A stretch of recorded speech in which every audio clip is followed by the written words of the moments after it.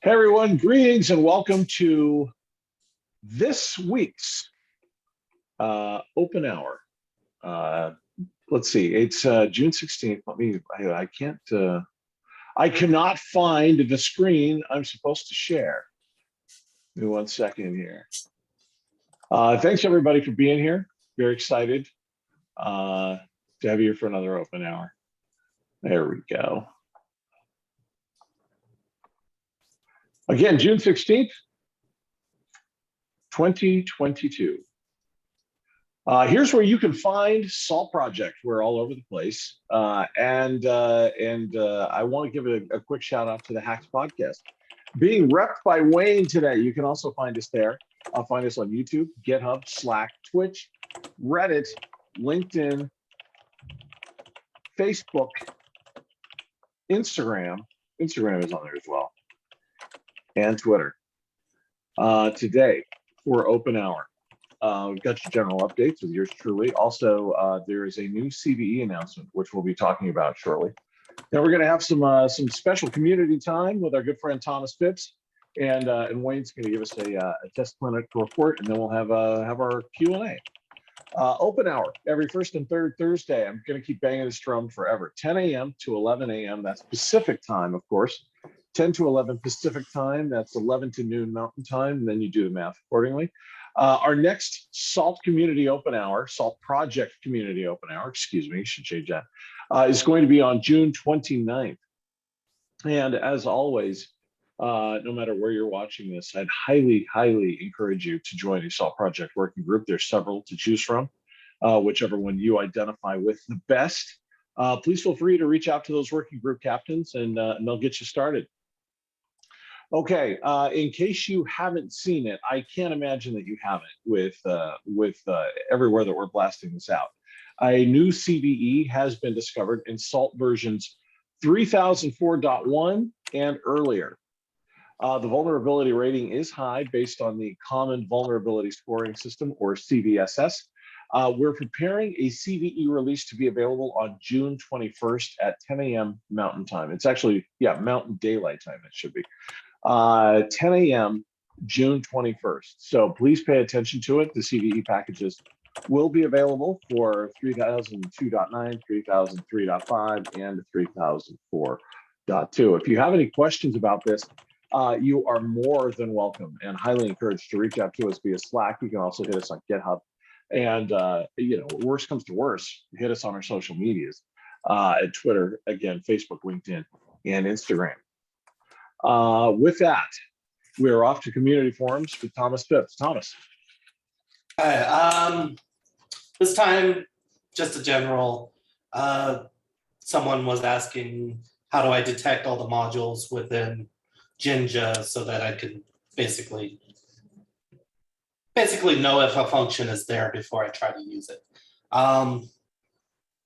You can just check to see if the function module.function is in the SALT dict, but what I actually prefer is to use the sysmod module, which is also very useful on the command line if you need documentation, because it has documentation for, it'll pull up the documentation for any module, any function that's loaded.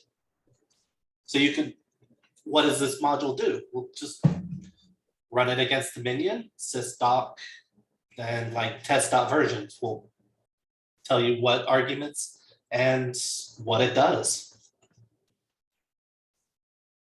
But it's also useful if you want to know if state modules are loaded, or which runners, returners. Pretty much, if you want to know if something's loaded, this is the module you go to. And it'll pretty much tell you anything you want to know about your system. So, very good module to have in your back pocket.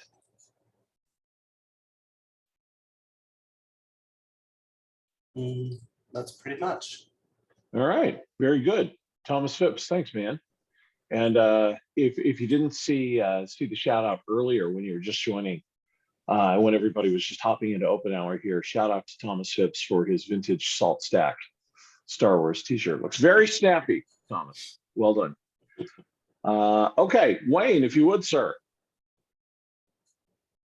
Yeah, so lately what I have been working on in the test clinic is getting started on returner API tests.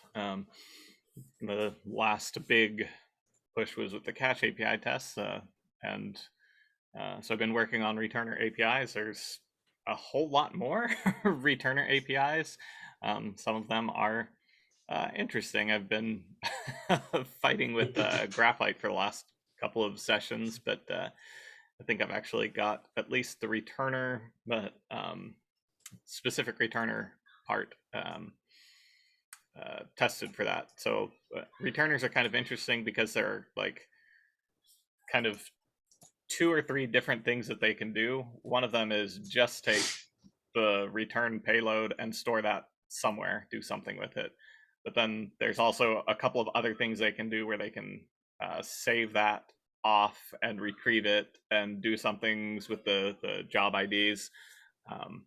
So there's like the basic functionality, and then there's plus functionality. So right now I'm just focusing on the basic functionality for the tests. There's actually fortuitous timing because Jamie Murphy, one of the community members, has started, or he just put in a PR for actually some of the plus features to returners. I was hoping to be able to get to that today, but unfortunately I did not. Just ran out of time with the Graphite tests and kind of doing some refactoring there to clean stuff up. But that should be up on Twitch if you're interested in taking a look at that. And then just as a reminder, I will be out of office next week and some change, so there will be no more test clinics for this month, and we will have our test working group meeting will be the 30th. So if you are interested in that, I know I think Gary mentioned he was, and a few other people. Need to start getting like a sign up list or something for people to say, hey, yes, I'm interested. But if you are interested in doing that, definitely reach out to me. But the plan is 10 a.m. Central Time. Have to look that up UTC time, but that's the current plan is to start at 10 a.m. Central Time, and we'll be doing that the 30th, which is not next Thursday, but the Thursday after that. I think that is it for me and test clinic. All right, very good. Thank you, Wayne. And I'm assuming Wayne's bird. Is that correct? Yeah. My wife got a new budgie. Oh, nice. Very cool. Okay, well, let's move on quickly to the Q&A here. This is a question that comes from Elias Probst, and thank you, Wayne, for pointing it out to me. We thought we'd add it to the list here in the hope that somebody can answer this. Is there some kind of official statement regarding Pepper? It's basically unmaintained since 2.5 years and seems there's nothing comparable in the Salt ecosystem, although it provides, in my humble opinion, critical functionality for Salt infrastructure. Does anybody have an answer to this question at all? We thought we'd listed here. I don't know that we'd have anything, but I thought we'd throw it out just in case.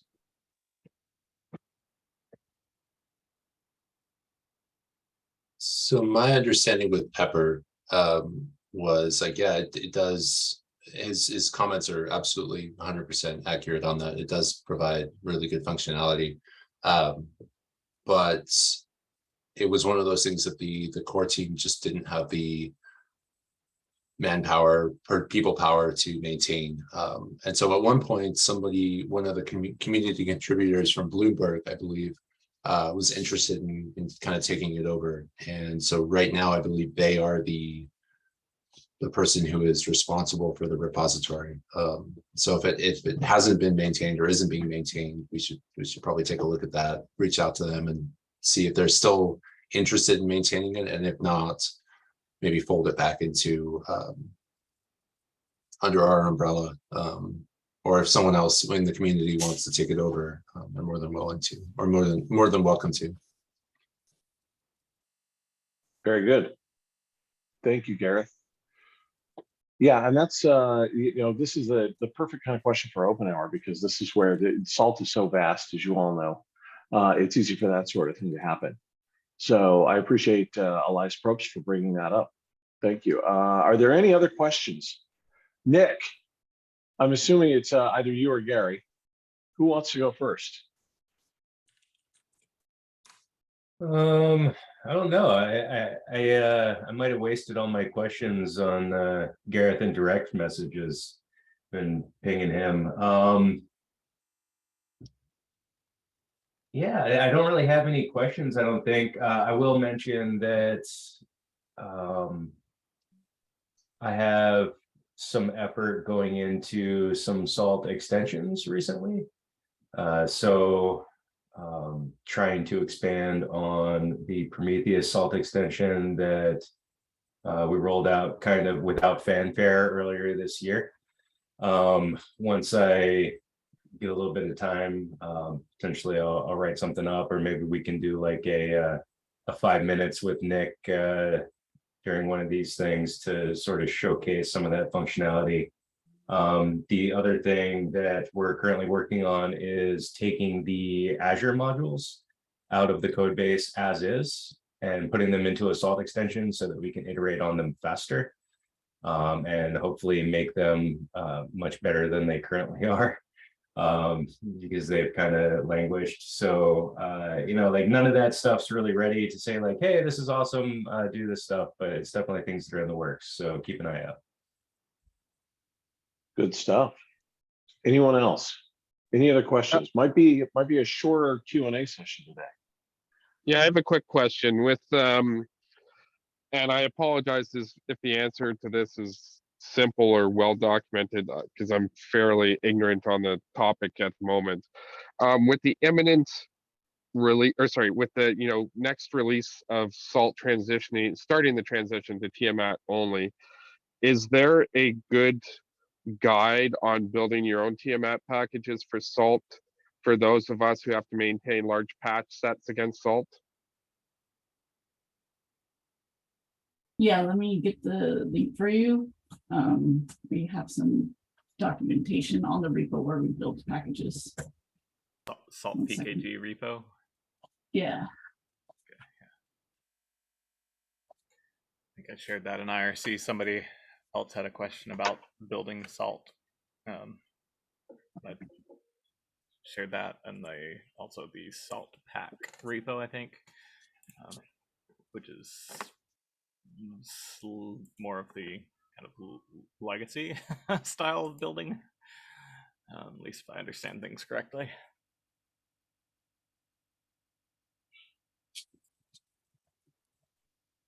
I just posted that in the chat. You can take a look and let me know if there's any improvements that can be made there as well.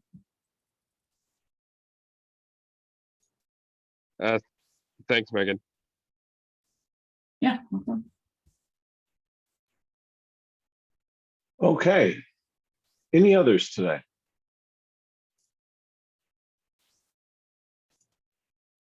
No other questions? Going once, going twice. All right, very good. Well, if at any point during the week questions arise, you know where to hit us. Hit us on Slack. That would be the best place. You can also hit us on our socials, like I said.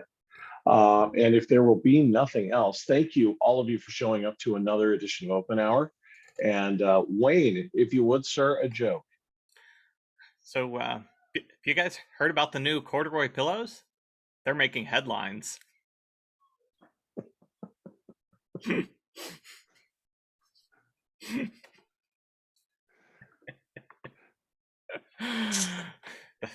The longer I wait to say anything, the more it kind of sinks in, right? There you go. Well done, Wayne. Thanks again, everybody, for showing up to Open Hey, Hour. Chunga. Yes. Chunga, looks like as Wayne was telling his joke, it looks like we got one question into In the chat? Vic in chat. Yeah. Yeah. All right. Let me pull it up and take a look. Will the move to Tiamat affect packaging on, say, open a BSD? Good question. So we wouldn't be officially packaging, so I don't know who maintains that. The only thing that would impact is the Python versions that we're planning on supporting.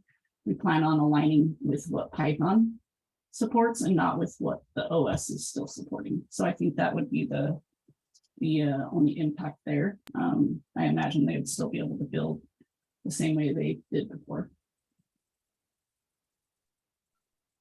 Probably the biggest impact there is older versions of Python will fall off before the OS drops them. I know we've seen that at least currently. Some of the platforms we support still have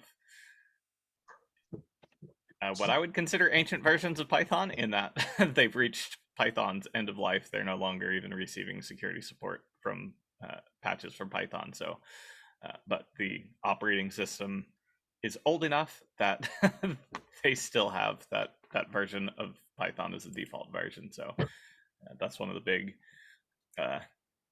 reasons to shift to Tiamat, so we don't have to deal with kind of that anymore. And just along those lines, like I was just going to say along those lines, and someone correct me if I'm wrong here, but just because we're starting to move towards using Tiamat to make our packages, it doesn't prevent someone like OpenBSD or any of the other Linux distributions who package their own salt packages from not using Tiamat to package. They can continue doing what they've been doing all along. Gary also asks, any word on the 3005 release date? Yeah, so we're trying to target the end of July. We're trying to get the RC out around, I don't have my dates pulled up right now, so around June 27th. That's a bit fuzzy because we're trying to get Windows and Mac up on Tiamat builds right now. So that's taking a little bit of work, but that is the target, is the end of July. Okay, yeah, thanks, Megan. And I figure the CVEs have delayed things a little bit. I was just curious if we had a new target. That's great info. Thanks. Yep, very much so, dude. No problem. Okay, so I guess that means that Wayne has to do another joke, right? Because we weren't actually done. So Wayne, if you would, sir. Sure. So what do you call a fish without any eyes?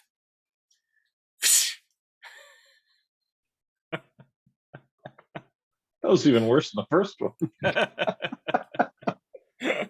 All right, very good. Hey, thanks everyone. Shorter open hour today. That's totally cool. Sometimes you're going to be that way. I appreciate everybody taking the time to show up. And again, if there are any more issues or questions, you know where to find us: Slack, GitHub, social media, and we'll be right on top of it. Thanks again. I hope everybody has a great day, great rest of your week, and a happy Father's Day to all the dads. And we will see you on the 29th. Bye, everybody. All right.